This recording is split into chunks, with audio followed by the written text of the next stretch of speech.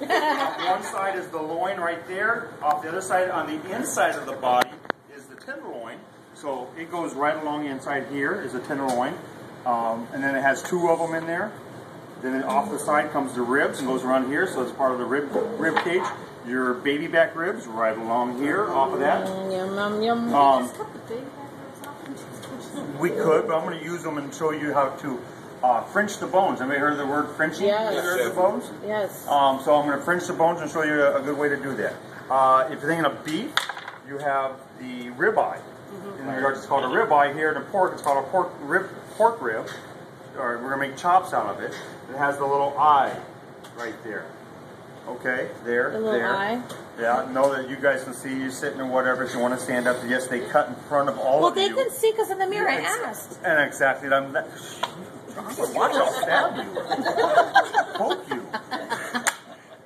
If you want to stand up, you can stand up. Look at that. I'm trying to. Chef D doesn't want to be on YouTube, by the way. No, the eyes, but the eyes. You need to mark it because I don't want to cut it away. So somebody already marked it in regards. I don't like the mark they have because it's going to go right through the eye. I want to leave the eye on. So I'm going to cut on one side to mark it. You see there on the top and top, on the bottom. I'm going to go to the other side of the eye, right there. Cut along there and along there.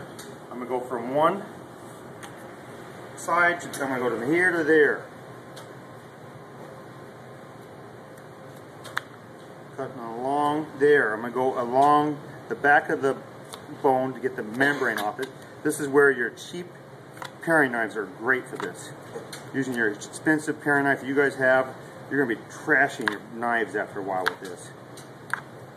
Taking the membrane off the back there and there. Okay, flip over on the other side. It was on that side and that side. And this whole process is called Frenching the bone? Yes, Frenching the bone, taking off the part. I want to do it for a couple reasons. I want this. I want all that scrap and everything. For stock? Sauce. Oh, sauce. Right. I'm going to fortify veal stock that we have to make more of a pork sauce. Okay. And why do they French the bone? Is it for just like beautification and Yep, presentation? I appeal. Okay.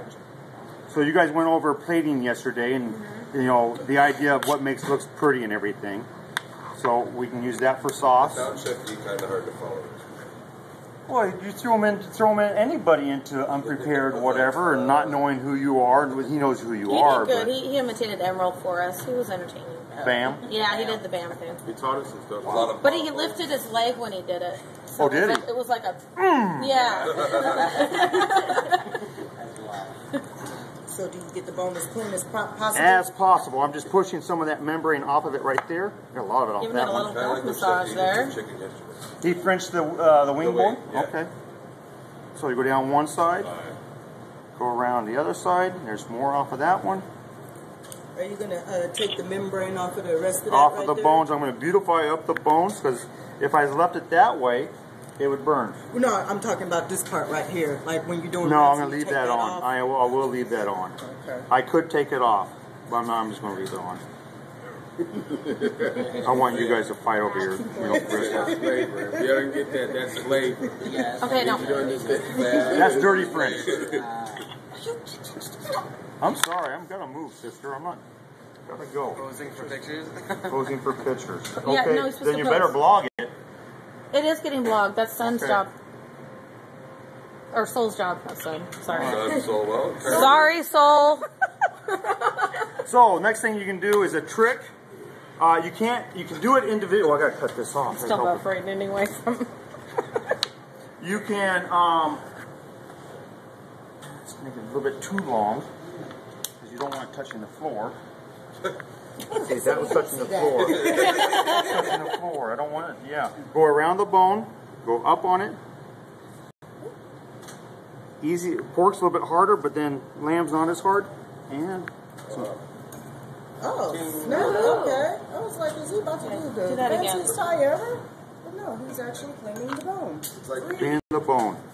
Go right around it. it's like pulling out a tube. Well, exactly. It's a lot like pulling out a tube. My daughter wouldn't let me do that to her. It's like a slamming it.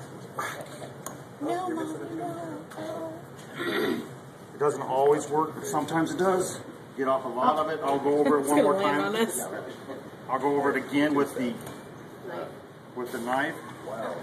but it makes it so much easier.